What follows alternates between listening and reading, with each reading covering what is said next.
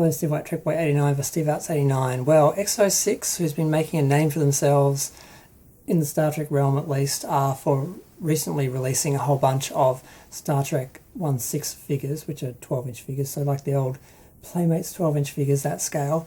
A lot of high quality toys. I think they're selling for about $150, $175 each. I haven't bought any yet. I first became aware of them at, they had a toy show, I think a year or so ago, and they showed a whole lot of them, and it was fairly exciting. It was a mix of figures from Deep Space Nine, Voyager, Enterprise, Discovery, like one or two figures like from every era of Star Trek, sort of trying to cater for everyone, I guess. But one of the big sort of, well, not surprises, but one of the big stories was that the Captain Kirk, Admiral Kirk from Star Trek 1, the motion picture, that figure sold out in like minutes, I think. It was like a Taylor Swift concert. It was like just gone like that. And unfortunately they're doing limited runs because of course they want to hurt us. And yes, I understand how, you know, the toy industry works and why they make limited runs and so forth, but how they kind of anticipate some figures being more successful than others and not at least try to start off or at least base your limited run, you know, on something like that. It is frustrating because they have announced a Kolinahr Spock, and that one, I mean, they had the pre-sales about 6 months before the actual sale, and that's going to be gone in a second too. I'm not even trying to get one of it. I'm not even going to try, which is kind of killing me because it's like I love Star Trek. I love Star Trek the motion picture, and it does look amazing. Now, some people have been saying it looks more like the Star Trek 2 figure because in the promotional artwork they have him like doing this.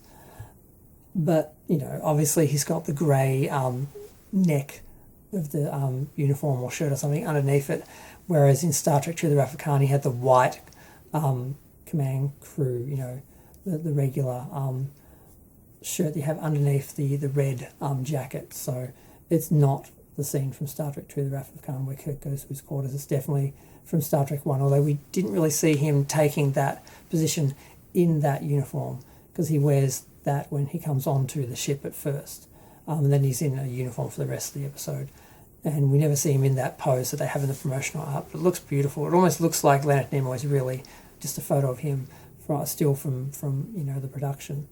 But I'm excited for it. I'm interested in their picks and their choices. They've got Mirror Universe Sulu before, like anyone else, from I think the original series.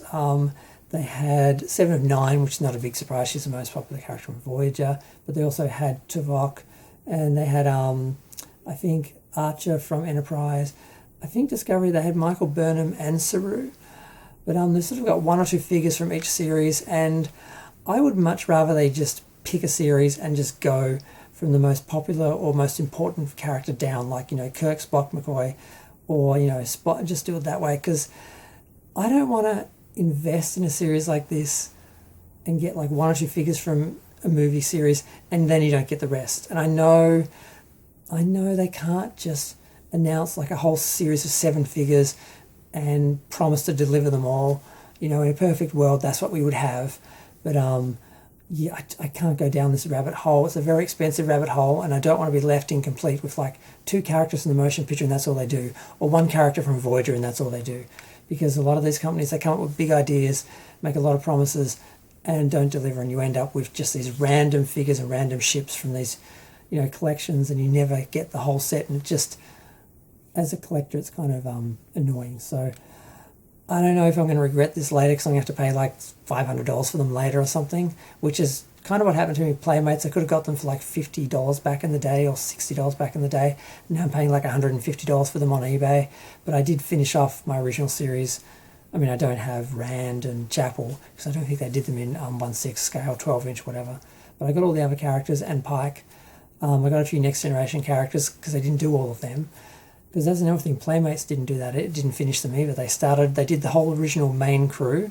That's it. They did most of the Next Generation characters from Insurrection and a couple of Next Generation figures, but I don't think they did all of them. And I don't want to be stuck with just some of the characters, unless I just pick and choose my favourite ones and just sort of look at it as that's my Star Trek collection, not from a particular series or particular movie. but just a general sort of Star Trek collection of figures. I don't know. But yeah, I'm going to go. Feel free to share, like, comment, subscribe. Let me know what you think. I think the EXO 6 figures look beautiful. I don't think they're overpriced. But I'm scared to start. I'm tempted to just get one or two. Like with Playmates, I originally just got the Uhura doll, and that's all I was going to get because she's a doll and they're like a doll.